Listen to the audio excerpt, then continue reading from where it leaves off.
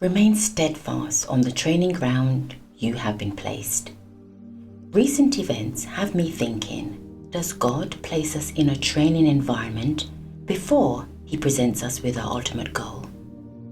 I can think of 3 biblical characters unaware of being trained in an environment God had placed them. Moses, a fugitive and a murderer. To us, he would be unqualified, but Jehovah God qualified him as a god to stand before Pharaoh. Moses went from being the prince of Egypt to a humble shepherd.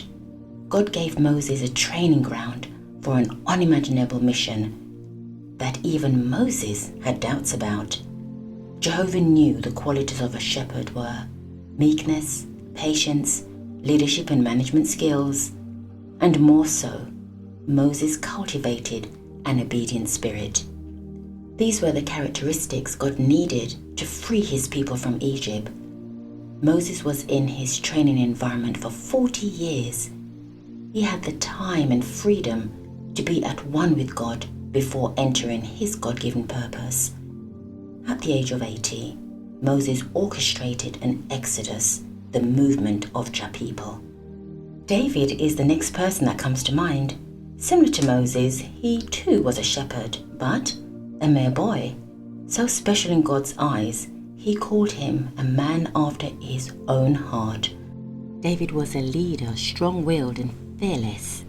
He dedicated his life to protect his father's flock, and by doing so killed a lion and a bear with his bare hands. God knew He could trust him with any assignment. The youngest of Jesse's sons, David was chosen by God to become the second king of Israel. He was possibly on his training ground for 18 years, anointed at 15, but began his God-given purpose as king at the age of 30. Paul, the last character, but appreciated far beyond any other, as it's from his scriptural writings that we have the privilege to walk as Jesus commissioned. When Jesus first approached Paul, He called him by his birth name, Saul. Paul's training ground was in opposition to Christ's followers, previously called the Way. He was the Orthodox Jew who led the persecution of new Jewish Christians. But what made Jesus choose a man, putting his followers in prison and watching them being stoned to death? After all, Jesus left 11 faithful disciples when He returned to His Father in heaven. I've often wondered, why Paul?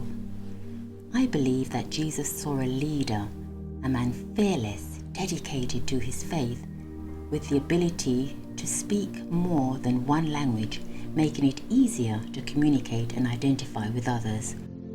Paul was convicted to doing what he felt was right in God's sight.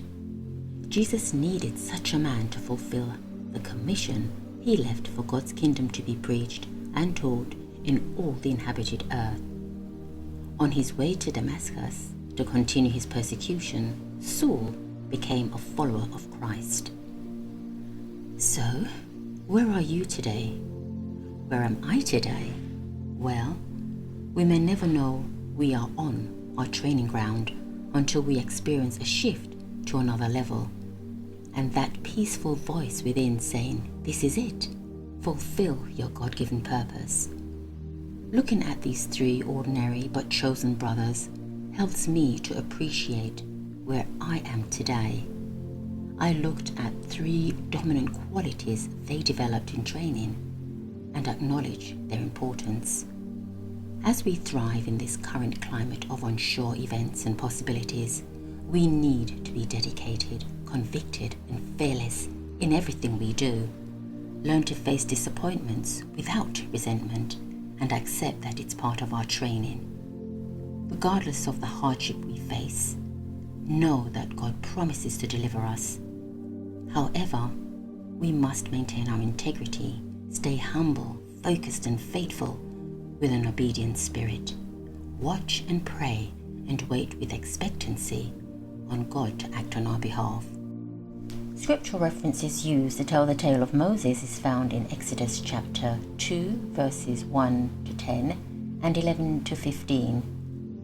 Exodus 3 verses 1 and 11, and Exodus 7 verses 1 and 7, the tale of David, 1 Samuel chapter 13 verses 4, chapter 16 verses 11 and 13, and chapter 17 verses 34 to 37, the tale of Paul, Acts chapter 7 verse 58, chapter 8 verses 2 to 3, chapter 9 verses 1 to 19, and chapters 14 verses 21 to 23, 1 Corinthians chapter 4 verses 14 to 21, and Galatians chapter 1 verses 13 to 14.